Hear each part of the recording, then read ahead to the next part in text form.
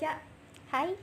Ya teman-teman, di sini gue punya teman teman gue udah lama banget, sohib lah.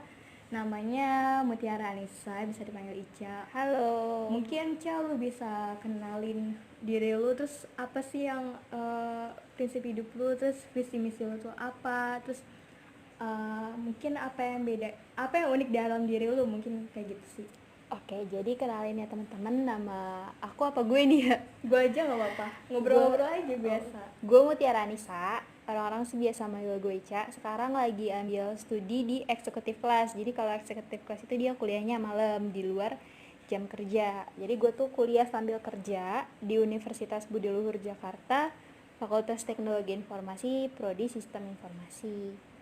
Kalau visi misi hidup gue, visi gue tuh gue pengen gak cuma jadi, kan sekarang tuh orang-orang banyak yang menggembor-gemborkan generasi 2000 itu generasi milenial gitu. Bener banget. Gue nggak mau sekedar dibilang generasi milenial tapi gue nggak punya kontribusi apa-apa buat masyarakat, apalagi buat bangsa. Jadi itu visi gue. Dimanapun jalur gue nanti, dimanapun bidang gue nanti, gue pengen tetap punya kontribusi dalam masyarakat.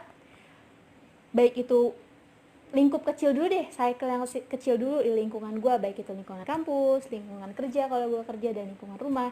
Yang penting gue mempunyai kontribusi sekecil apapun itu. Nah terus untuk prinsip hidup gue, kalau prinsip hidup gue itu pendidikan yang paling penting. Iya, bener banget, paling penting pendidikan. Kan lu itu ya kuliah sambil kerja. Iya. Nah, yang gue tahu tuh ya, UBL itu kan mahal banget nih. Iya. Terus lu tuh kerja sebagai apa, dan apakah penghasilan itu mencukupi UBL, kuliah lu di UBL, atau kayak gimana, Cak? Jadi buat informasi aja, kalau misalnya kuliah di Budi Luhur itu kan bayarnya sesuai fakultas ya. Iya. Nah karena kebetulan gue fakultas ilmu komputer, jadi lumayan ya. Per semester itu sekitar 8.800.000 hampir 9 juta. Nah itu tuh yang gue tahu angkatan gue doang. Kalau angkatan setelah gue tuh sekitar 10 jutaan. Iya. Nah jadi tuh buat teman-teman yang pengen ngejalanin kuliah sambil kerja itu emang benar-benar harus punya kemauan yang tinggi banget. Karena gimana ya, pertama gue mutusin buat kerja sambil kuliah itu karena itu ketolak PTN kan. Tapi gue tetap punya keinginan gue harus kuliah, gue nggak mau gap year, karena waktu 1 tahun itu bukan waktu yang singkat loh. Iya, bener kita banget. bisa ngelakuin banyak hal dalam waktu 1 tahun itu. Makanya di situ gue maksa diri gue sendiri buat tetap kuliah, walaupun di situ ceritanya tuh kondisi ekonomi keluarga gue tuh lagi nggak bagus. Jadi benar-benar keluarga gue tuh emang benar-benar nggak punya uang sama sekali buat masukin gue ke kuliah. Iya, benar-benar gak ada dana sama sekali. Tapi di situ tuh yang satu-satunya modal yang gue punya tuh kemauan. Akhirnya bener tuh banget. nggak tahu gimana Allah ngasih jalan, Allah ngasih rezeki, tiba-tiba gue kerja ada peluang kerjaan sebagai pelayan di restoran di McDonald's.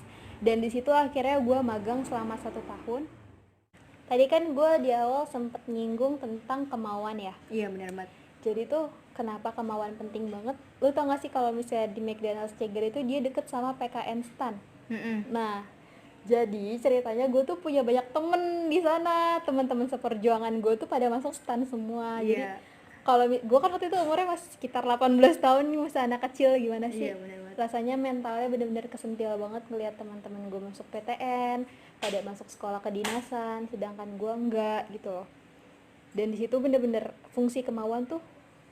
Jadi kan kalau misalnya anak-anak PKN itu datang ke McDonald's buat pada belajar. Iya. Dan di situ bener-bener timbul rasa iri dalam diri gue, ya Allah enak banget ya, dia tuh kayak cuma tinggal belajar, sementara gue ini kerja dulu baru.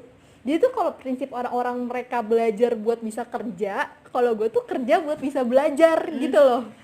Jadi ya gitu, kalau misalnya pagi gue jadi pelayan resto, gue kadang-kadang tuh lagi nyapu sama ngepel lobby restoran tuh sambil kayak mikir nanti malam mata kuliah apa ya, kelas jam berapa, terus ada tugas apa, presentasi apa, kayak gitu-gitu. Bener-bener kerasa sih perjuangannya, kayak lu bener-bener jadi nggak ngeremehin jam kuliah, lu bener-bener jadi nggak ngeremehin kuliah karena lu tahu persis gimana caranya nyari uang buat bayar kuliah itu gitu.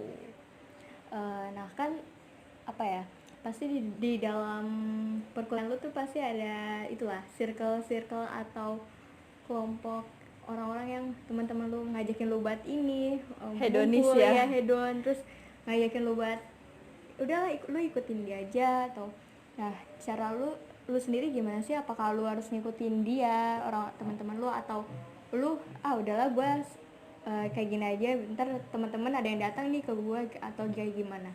Oke, untuk menghadapi masyarakat hedonis di kampus mungkin ini juga salah satu keuntungan gue sambil kerja, kuliah sambil kerja ya. Jadi tuh emang bener-bener masyarakat hedonis di kampus tuh ada. Jadi kalau misal mau ngerjain tugas, kadang-kadang tuh mereka ngajaknya di tempat-tempat kayak kafe gitu-gitu.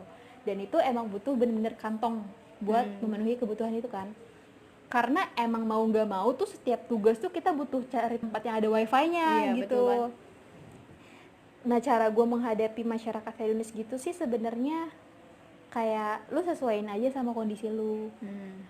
Yang paling prioritas yang penting uang bayaran kuliah udah ada, dan itu kan pasti ada sisa kan. Nah, lu harus bener-bener pintar ngatur uang, harus bener-bener catat pengeluaran lu, catat pemasukan lu. Terus biasanya sih gue nyediain, jadi gue punya 2 ATM nih.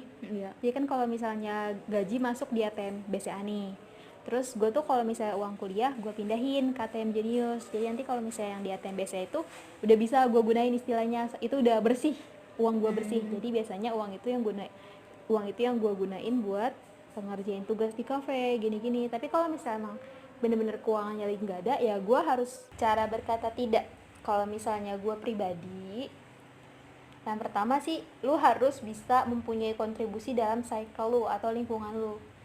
Jadi the power of lu tuh harus punya power sendiri gitu buat bisa bilang enggak. Jadi kalau misalnya lu harus punya sesuatu yang bisa lu jadiin senjata. Misalnya lu orangnya rajin belajar, ya udah lu pelajarin tentang materi kuliah lu ini itu, biar kalau misalnya, karena otomatis kalau lu pinter banyak yang nanya nih ke lu. Jadi lu bisa dengan mudah mempengaruhi mereka dong. Dan mereka juga bisa dengan mudah terpengaruh sama lu.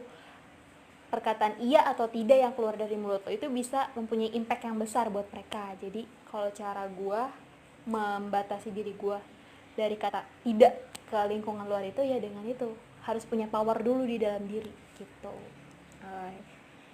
Iya kan tadi kan ada beberapa ini ya ngobrol bareng sama Ica bilang kalau misalnya kita tuh harus punya power, terus kita harus berani berkata tidak dengan power itu. Terus ya emang semuanya tuh nggak mudah, tapi kan kalau misalnya ada kemauan ya Ica dari dalam diri kita tuh otomatis kayak semua itu yang kelihatannya sulit menjadi mudah. Tapi mudahnya tuh nggak secara instan, semuanya butuh proses, manjada wajada.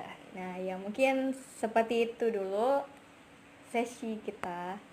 Dadah. Makasih banyak Ica. Bye-bye.